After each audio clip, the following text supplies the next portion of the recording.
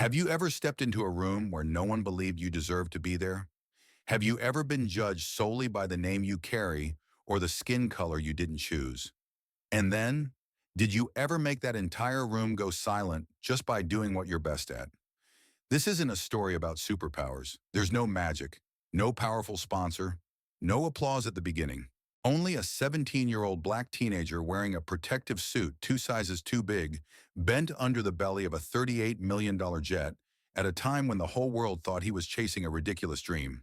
And then it was his hands along with a silver pilot wing pendant that made a billionaire stop mid-takeoff. Because there are things not listed in technical reports.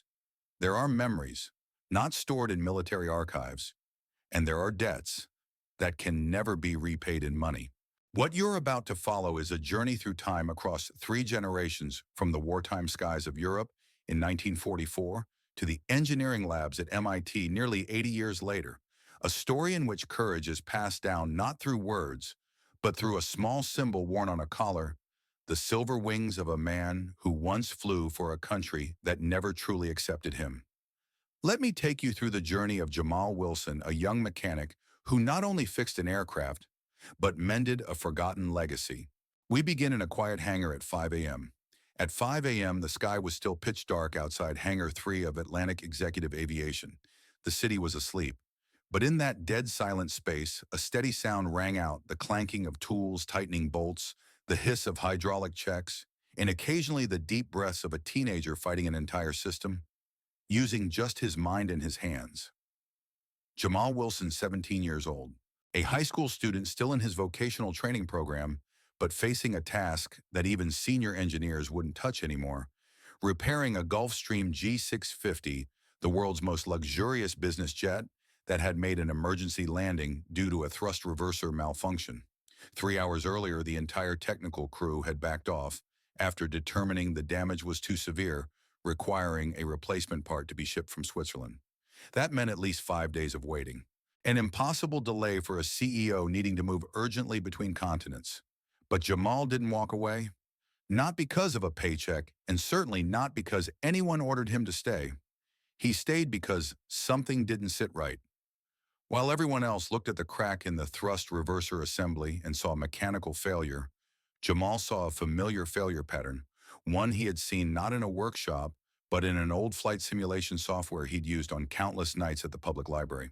He had nothing but faith, and a worn silver pendant that had belonged to his grandfather, a man who once piloted a fighter plane across the blazing skies of Europe during World War II. Jamal got to work, no assistant, no encouragement, just a technical blueprint, a maintenance logbook, and many, many deep breaths. He dismantled the thrust reverser unit, inspected every sensor, and cross-checked each error code against data from 1994. Because in an old technical manual, he'd once read about a predecessor model of the G650 facing a similar issue not due to hardware, but because of a software parameter misalignment caused by unstable voltage during emergency landings. And that what everyone believed to be a hardware failure turned out to be a slight error in command calibration. He adjusted the configuration, reset the auxiliary power system, and quietly stood up as the clock struck 4:57 a.m. No celebration, no camera flash. But when the system reported operational, all systems normal, Jamal simply smiled. The lesson here wasn't just technical, it was about belief. When the world thinks you're not good enough, maybe it's because they've never sat beside you through those long nights of quiet studying. And sometimes the person who's been underestimated the most is the only one patient enough to solve the real problem. Just minutes later, the hangar doors slid open. A rush of early morning air swept in, and with it came a man in an Italian suit carrying the power of billions on his shoulders. Harrison Reed, CEO of Pinnacle Investments. He had come to inspect the jet that everyone said couldn't possibly be fixed in time. And in that moment, between an impatient CEO and a teenager holding a wrench, an invisible link between 2 generations was forged, though neither realized it yet. The second Mr. Reed saw the silver pendant around Jamal's neck. Everything began to change. Harrison Reed wasn't the type of man who stopped easily. As the CEO of a multi-billion-dollar financial empire, He was used to making decisions in seconds, used to commanding situations with a steady voice and an unwavering stare. To him, there was no such thing as impossible, only not fast enough. So when he walked into the hangar at 5 a.m., dressed in a sharp gray suit and wearing the weary face of a man who hadn't slept all night, he was looking for one thing: confirmation that his plane could take off. Jamal turned around. His eyes were red, deep shadows underlining the exhaustion from a night without rest. But his voice was steady. "Yes, sir. The thrust reverser system is fully operational. I recalibrated the APU to prevent future failures." Mr. Reed took a few more steps, then stopped abruptly. The white overhead lights reflected off Jamal's maintenance uniform, catching something small but striking: a silver pendant resting neatly over his heart, shaped like a pair of tiny pilot wings, carefully polished. Reed didn't blink. His entire expression softened. "That necklace," he murmured like he'd seen a ghost from his past. Jamal instinctively reached up and touched the pendant he always wore as a quiet reminder. "It belonged to my grandfather," he replied. "He was a pilot in World War II." Reed's reaction was almost electric. "What was his name?" he asked quickly, his voice suddenly hoarse. "Lieutenant Joseph Wilson, sir. He flew with the 362nd Fighter Group." Silence. A strange, heavy silence filled the hangar. Then, Reed stepped back half a pace. "Your grandfather," he said slowly, "saved my father's life." To Jamal, those words felt like they had fallen out of another universe. He'd grown up with stories about his grandfather, the man who flew over Europe piloting a blood-red Mustang fighter through anti-aircraft fire. But no one had ever told him that his grandfather had saved a specific person, a man who now stood directly in front of him. William Reed Harrison's father had been a bomber pilot attacked by German fighters in 1944. When all hope seemed lost, a P-51 Mustang burst through the clouds, shielding the B-17 long enough for it to rejoin formation. "My father always told the story," Harrison said, his eyes still locked on the pendant, "about that pilot, the only one who turned back in the firestorm." Jamal clutched the chain on his chest. To him, it was just a keepsake. But to Harrison Reed, it was a sacred reminder of a debt his family had never had a chance to repay. Some symbols are small, but reach deep into the core of who we are. A silver wing, a memory, an unspoken promise. Sometimes the objects we wear every day aren't just jewelry. They're vessels of history, of courage, and of the things left unsaid. And maybe what makes people stop isn't their price, but the weight they carry. That morning, Harrison Reed left the hangar not just with a repaired aircraft. He left with a piece of his father's memory reborn on the chest of a teenager.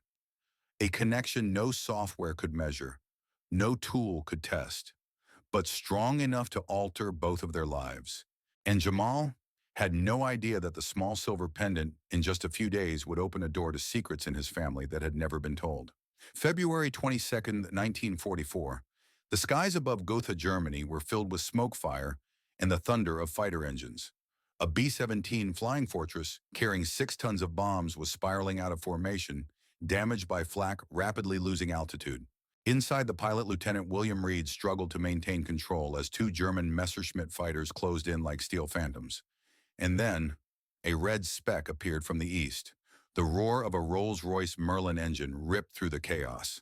A blood-red P-51 Mustang surged forward like it had nothing left to lose. That plane was flown by a man named Joseph Wilson, a black man, a Tuskegee airman. He didn't know who the bomber's pilot was. He didn't know the name Reed, but he knew his creed. No one gets left behind. He took down one of the German fighters, sent the other fleeing, and then dipped his wing in a traditional aviator's gesture, meaning, "I'll fly with you until you're safe." And he did just that. Among veterans, stories like these aren't rare. But what made this one special was that Joseph Wilson was never recognized for his act. There were no extra medals, no public thanks, no place in the history books. When the war ended, Joseph came home with a record of over 60 successful escort missions, several confirmed air victories, and a pair of silver wings earned with blood, sweat, and sheer will. But he couldn't get a job as a commercial pilot, not because he lacked experience, not because he lacked skill, but because he was black. The men who had flown behind him, who had lived because he shielded them in midair, signed contracts with airlines, became instructors, even wrote books about the war. Joseph, he became a mechanic for a small regional air carrier, not because he wasn't qualified, but because America at the time couldn't accept a black man in a civilian cockpit. Joseph Wilson's legacy, like that of so many black heroes from his era, was buried in the yellowing pages of forgotten archives.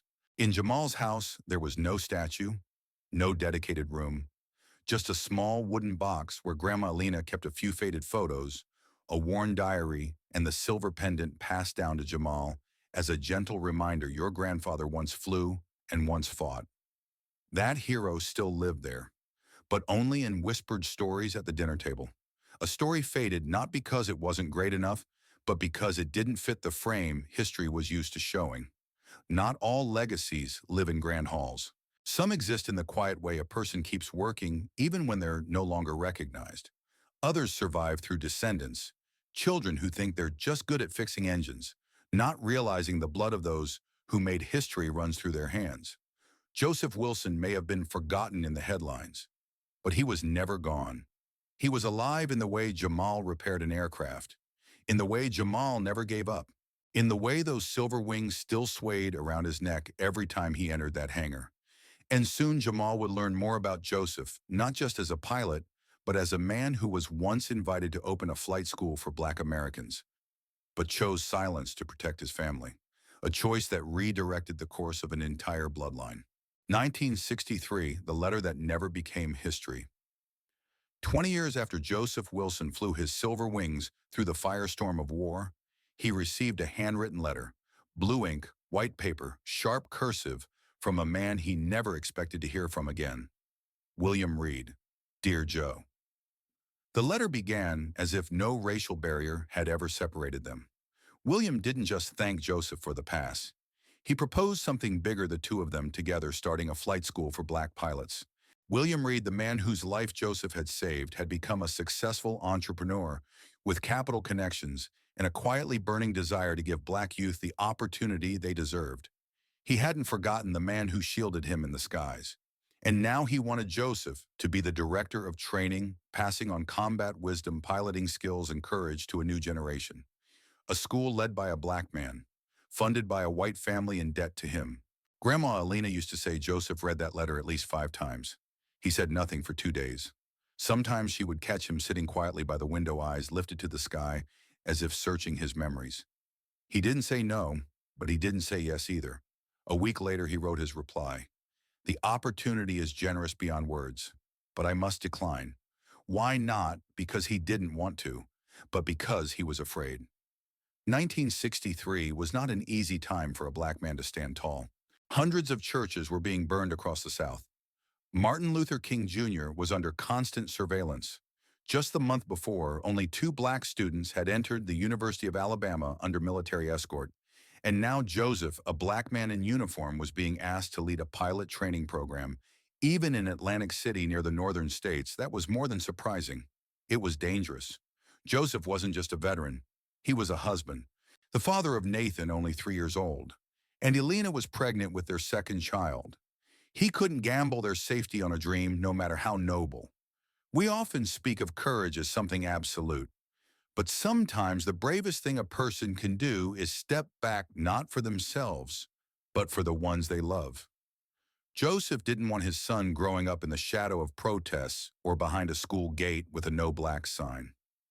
He chose a quieter path, a more stable one. He became a mechanic, lived modestly, raised his children in safety. What was the cost of that choice and opportunity never realized?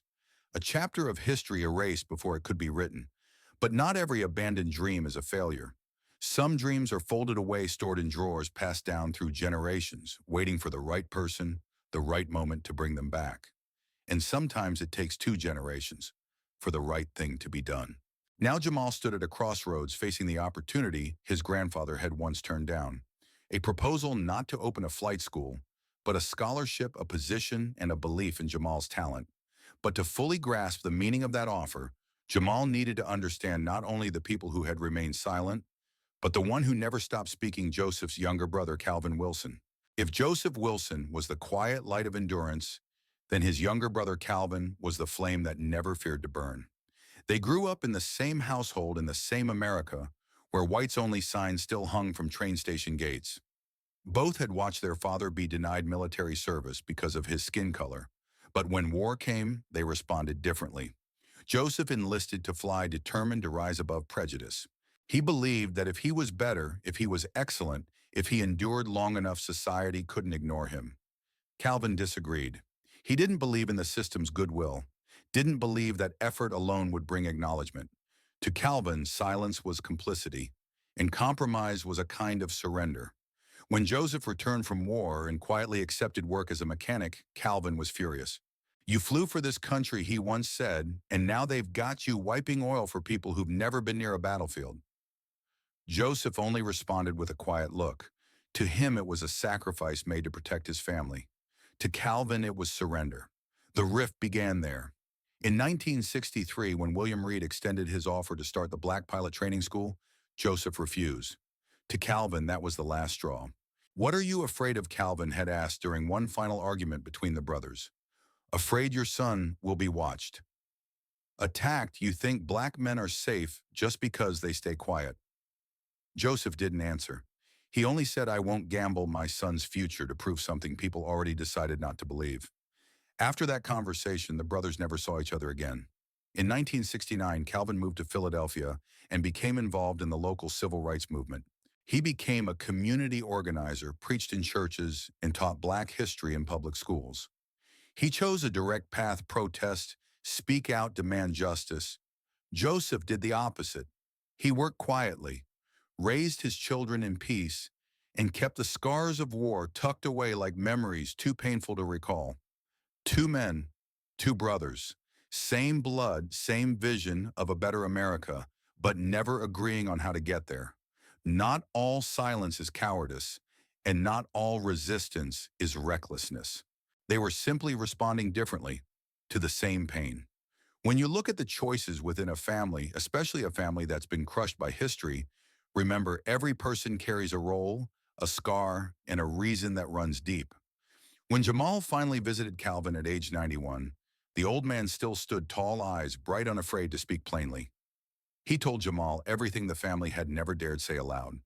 About the last time he saw Joseph, about the disappointment, about his belief that Joseph had let a chance to change the world slip away because of fear. But when he looked at Jamal, the grandson of the brother who had broken his heart for half a century, Calvin simply smiled. "If Joseph chose silence, then maybe it's your job to speak. If he turned away from the light, maybe you're the one meant to ignite it again." And Jamal knew to do that, he needed to discover yet another part of the family legacy, one that had never been spoken. About an uncle, his biological uncle, who had lived his whole life as a quiet accountant, but who it turned out once flew through the skies. As a child, Jamal always saw Uncle James as a quiet man. He worked as an accountant in Philadelphia, dressed neatly, rarely laughed out loud, and always avoided conversations about planes. Every time Jamal mentioned Grandpa or touched the silver pendant, Uncle James would only smile and change the subject. To Jamal, he was just Uncle James, a regular man in an extraordinary family. Until William Reed Harrison's father visited Jamal at MIT and told a story no one in Jamal's family had ever spoken. In 1992, Reed began. "My grandson, Thomas Reed, was a trainee pilot in the Air Force. During a training mission, his jet engine failed midair over Nevada. Another pilot guided him, helped him land safely, and saved his life." Jamal swallowed hard. That pilot, Reed continued, was James Wilson. "Your uncle." The news struck like a bell inside Jamal's mind. Why had no one ever said Uncle James was a pilot? Why had a man named Wilson lived so quietly, so invisibly? Jamal didn't wait long. That very night, in the dim living room of the old house in Atlantic City, he sat across from his uncle, not as a respectful nephew, but as a rightful heir in search of the truth. "Were you a pilot?" Jamal asked directly. James paused, then nodded. "F-16, he said. "United States Air Force, 1987 to 1995. In the stillness of that room, the story unfolded like pages of a book long hidden.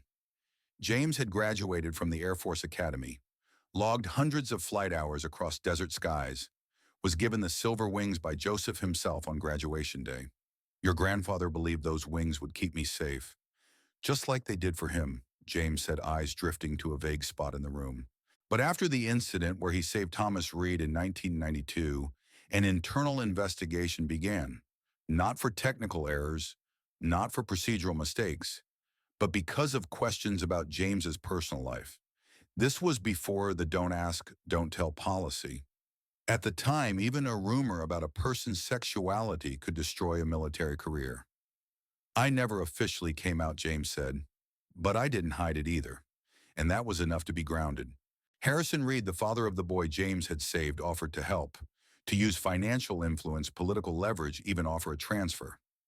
James declined. Our family's already tangled enough with the Reeds, he said. I don't want another crack. So he left the Air Force, took his final flight, and stepped into a world with no wings, no sky, and no one in the family, even Alina, ever fully knew what happened. Jamal sat in stunned silence. His uncle, the man who avoided cameras, avoided pride, avoided even acknowledgement, had once worn those same wings, had once flown like Joseph, had once saved a life, and had chosen silence. Why, Jamal asked gently. Because you were afraid, James shook his head. Because it hurt, he replied. To choose between being myself and being allowed to fly. Not everyone who removes their wings is a failure. Some people take them off to stop being rejected for who they truly are. And sometimes the greatest courage lies not in fighting the enemy, but in living honestly with yourself in a world that doesn't allow it. Jamal sat quietly for a long while. He looked at the silver pendant swaying on his shirt, the same wings that had flown through World War skies, had flown above Nevada deserts, and now were guiding him not to fly planes, but to redesign the way they fly.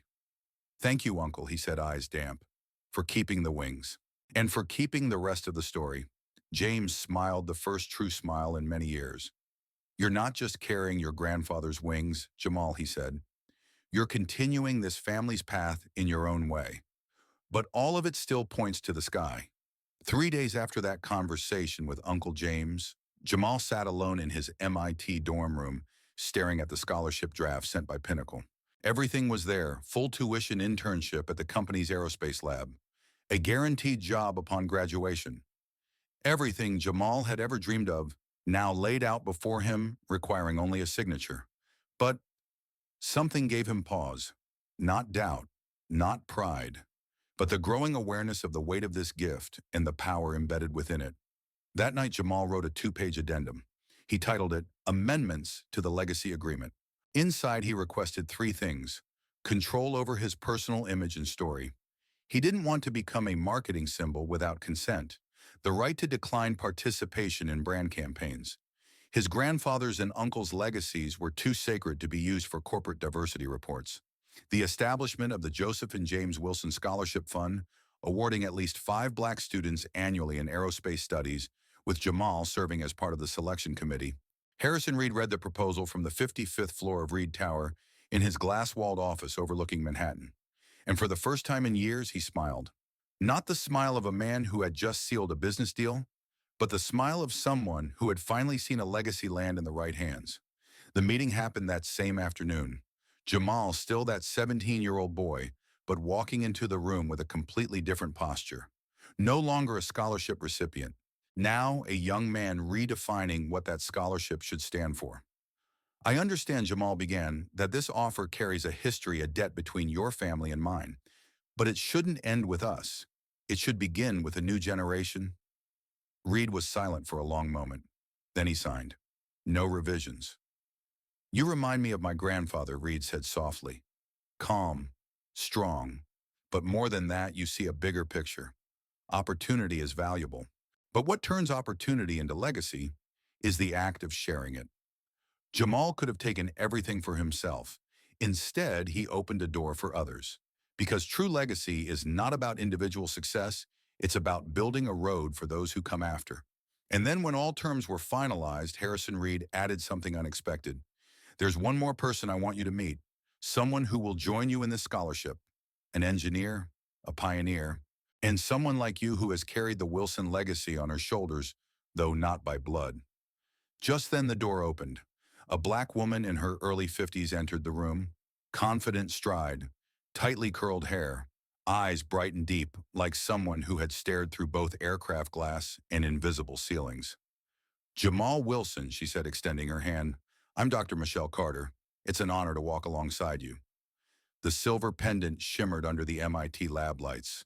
Jamal still wore it daily, not out of habit, but because he understood it was no longer just a keepsake. It was a reminder, a red thread connecting 3 generations. His grandfather, Joseph Wilson, wore those wings while flying through flak-filled skies in Europe defending B-17s from German fighters, only to come home and be denied a pilot's seat because of his skin. His uncle James, who had quietly received the same wings from his father, wore them for hundreds of hours over the Nevada desert, then quietly packed them away when he was grounded for being true to himself.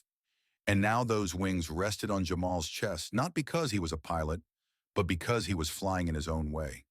Flying through ideas, flying through innovation, flying through the courage to negotiate, to speak up, to carve out space for others to soar. During his first meeting with Dr. Michelle Carter herself, the first Black woman to receive the William Reed Foundation Scholarship back in 1985, Jamal told her about the wings. She fell silent for a moment, then said, I once saw a man wearing those exact wings at a military base in Texas, 1985. He didn't speak much, but his eyes held something far bigger than just himself. Maybe it was Joseph, maybe it was James, or maybe it was the meaning of that symbol itself, something every Wilson carried even if they never left the ground. A symbol becomes sacred not because of the metal it's made of, but because of the story it carries. The silver wings didn't make Jamal more capable, but they reminded him he was never alone, that he carried the hopes of a grandfather who was denied his chance, the silent pain of an uncle who sacrificed his sky to live as himself, and now the responsibility to build a runway for the next dreamer waiting to take off. Just as Dr. Carter once did, from her 1985 scholarship to a PhD from Georgia Tech, to her current role as Chief Technology Officer at Pinnacle Aerospace. Your wings, she said, are a continuation, but also an invitation to redefine what it means to fly for your generation. And Jamal understood flying wasn't just about piloting a plane. Flying was breaking barriers. Flying was seeing the world from a higher perspective. Flying was daring to redesign systems that were never built with you in mind. So when he returned home for Thanksgiving, sitting around the table with Grandma Lena, Uncle James, and the extended Wilson family, he didn't say much. He simply removed the silver pendant and placed it into Uncle James's hand. You wore this once, Jamal said quietly, and I want you to know those wings helped me fly my way. James held the pendant, eyes misting. They belong to you now, Jamal, he said. You don't have to wear them to prove anything, but you carry them to build something new. And he was right. Real legacies don't live in museums. They live in what we do with them. For years, the Wilson family existed in silences. Stories untold, letters unread, wings tucked away in drawers instead of pinned proudly to shirts. The silence wasn't random. It was a choice made to protect, to avoid pain, to not reopen wounds society never allowed to heal. Joseph never told Alina that he declined to open the flight school because he feared their family would become a target. James never spoke of being a pilot, saving a life, or losing a career because of who he loved. No one in the house knew about the letters William Reed had sent, or that their family had once been invited to lead a new chapter in aviation history. Then time moved on, and those memories faded from mealtime conversations, holiday gatherings, and family traditions. Only when Jamal began asking questions did the pieces start to reassemble. When he asked his grandmother about the silver pendant, when he approached Uncle James not to accuse but to understand, when he opened old letters, read every line of fading ink, and saw his own name peeking through the unfinished dreams of generations past, the family portrait that once seemed calm revealed itself to be a wall patched with old cracks smoothed over by silence. And when the light of truth finally shone in, Jamal didn't just learn about his grandfather, his uncle, or his father. He learned about himself. Some truths hurt, but they must be known. Because if you don't know them, you can't choose how to respond. And if you don't know your whole story, you'll always feel like you're writing a book with missing chapters. One late winter afternoon, Jamal sat in a room with Grandma Lena. He had just finished his final presentation on recalibrated thrust reversal systems, his own invention inspired by the jet he had repaired at 17. But what moved her wasn't the technical achievement. It was how Jamal had spoken to his class about their family's history, with pride, with clarity, without flinching. You did what your grandfather never could, she said softly. Not because he lacked courage, but because his time didn't allow it. Jamal gently squeezed her hand. I don't blame him, he replied. I just know when we understand the full story, we know how to write the next chapter. So when Dr. Michelle Carter invited Jamal to join a new initiative at Pinnacle One that had never existed before, he didn't hesitate. Not because he wanted to be the first, but because he no longer needed to pretend he was the first. He knew standing behind him was a line of people who had fought, stayed quiet, and sacrificed, so that when his time came, the door would swing open, not just for him. One breezy May afternoon, the wind danced across the backyard of Grandma Alina's home in Atlantic City. Underneath the old oak tree, Jamal was assembling a small model airplane with his 7-year-old niece Celeste. She looked closely at each part, the wings, the landing gear, the cockpit. Uncle Jamal, she asked, do you know how to fly a plane? He smiled. No, I've never flown one, but I know how to help a plane take off safely. She furrowed her brow. So, do you know how to fly? Jamal looked up at the sky, where the sunset had painted it a soft orange glow. Yes, he said, in my own way. He had once believed that flying was something his grandfather did, sitting in the cockpit, gripping the controls, soaring through skies full of bullets and fire. That only those with pilot badges, logged flight hours, and medals really knew how to fly. But after everything he had learned, from Joseph, who flew but was never recognized, from James, who flew but had to hide his truth, from himself, who never left the ground but built systems that helped thousands fly safely, Jamal finally understood flying isn't leaving the ground. Flying is breaking past your limits. Flying is when nothing on earth can hold you down, not what others expect, not what they think you can't do. You're flying when you're a young mechanic who dares to fix a plane everyone else gave up on. You're a grandson who digs through family history to understand silent sacrifices. You're someone who refuses to just accept help and instead demands respect and partnership. Flying is when you don't just dream, you build the runway so others can dream too.